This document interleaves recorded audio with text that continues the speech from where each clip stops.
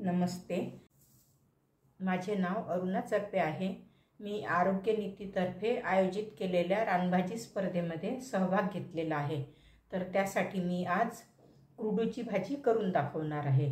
तर ह्या भाजीचे बरेच असे औषधी गुणधर्म असतात। ही भाजी मधुमेह, थायरॉइड, सांधेदुखी, मूतखडा वगैरे यावर गुणकारी अशी आहे। ही कुरडूची रानभाजी आहे। ही पावसाळ्यात येते। या भाजीचे अशी पाने तोडून घ्यायची अशा प्रकारे, फक्त पाने आणि हा देठाचा भाग काढून घ्यायचा। ही भाजी मी स्वच्छ निवडून घेतलेली आहे आणि स्वच्छ धुवून घेतली। ही पाने तोडून घेतलेली आहे। आता ही भाजी आपण बारीक चिरून घेणार आहोत। ती 2 कांदे घेतलेले आहे, उभे कापून घेतलेले आहे। पालेभाजीसाठी उभे कांदे चांगले वाटतात। आणि हा भरपूर लसूण आहे, ठेचून घेतलेला। ही छोटी वाटीभर मुगाची डाळ आहे, स्वच्छ धुवून भिजत ठेवलेली आहे 1 तासासाठी। हे थोडे शेंगदाणे घेतलेले आहे, थोडी हळद, थोडे लाल तिखट घेतलेले आहे, जिरे घेतलेले आहे अर्धा चमचा, 1 हिरवी मिरची घेतलेली आहे बारीक चिरून, आणि मीठ आपापल्या चवीनुसार। आता हे झाले ह्या भाजीचे साहित्य।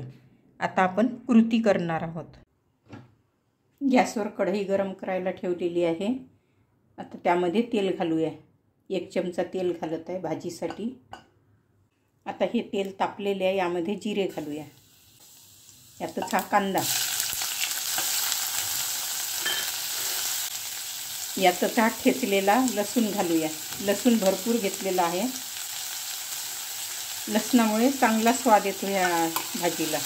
थोडे शेंगदाणे घालत आहे आणि यातच ही हिरवी मिरची घालत आहे। हे सर्व आता मंद गॅसवर छान परतून घ्यायचे आहे, कांदा लालसर होईपर्यंत। मोठा गॅस जर ठेवला तर कांदा लवकर जळतो, छान खमंग असा परतल्या जात नाही। म्हणून असा मंद गॅसवर परतून घ्यायचा लालसर होईपर्यंत। ही भाजी आता बारीक चिरून घेऊया। आता कांदा लसूण तांबूस झालेले आहे। यामध्ये ही हळद घालूया, अगदीच थोडी घेतलेली आहे। लाल तिखट आहे, तशी आपण हिरवी मिरची घातलेली आहे, पण ही भाजी अशी चटपटीत अशी छान वाटते, स्पायसी, म्हणून मी थोडे तिखट घालत आहे। आणि यातच आता हे टमाटर घालूया आणि ही धुतलेली डाळ घालूया, भिजत घातलेली। आता हे छान परतून घ्यायचे आहे आणि मीठ आपापल्या चवीनुसार। पालेभाजीला तसे मीठ कमीच लागते, कारण पालेभाजी अशी असते ती शिजल्यानंतर आकारमान कमी होते, त्यामुळे मीठ थोडे बेताचेच घालायचे असते। तर हे छान मिक्स करून घ्यायचे आणि यामध्ये आपण ही स्वच्छ निवडून घेतलेली, स्वच्छ धुवून घेतली आणि चिरून घेतलेली, धुतल्यानंतर चिरलेली आहे ही भाजी। कारण चिरल्यानंतर कोणतीही पालेभाजी धुतली तर त्यातील पौष्टिक सत्व असे निघून जातात, त्यामुळे भाजी आधी निवडून घ्यायची, स्वच्छ धुवून घ्यायची आणि नंतर चिरायची। चिरल्यानंतर पालेभाजी कधीच धुवू नये। तर अशा छोट्या छोट्या गोष्टी असतात स्वयंपाक करताना, पण ह्या लक्षात ठेवायच्या असतात। आता ही भाजी आपण मंद गॅसवर शिजू देणार आहोत। थोडे झाकण ठेवूया यावर। आधी एकजीव करून घेते। यामध्ये पाणी वगैरे घालायची गरज नाही, कारण आपण डाळ टाकलेली आहे, पण ती डाळ भिजलेली आहे, त्यामुळे ती थोडी थाळी भाजीच्या पाण्यामध्येच होते। यामध्ये थोडे धने पावडर घालूया। आता या भाजीवर झाकण ठेवूया आणि मंद गॅसवर शिजू द्यायची आहे।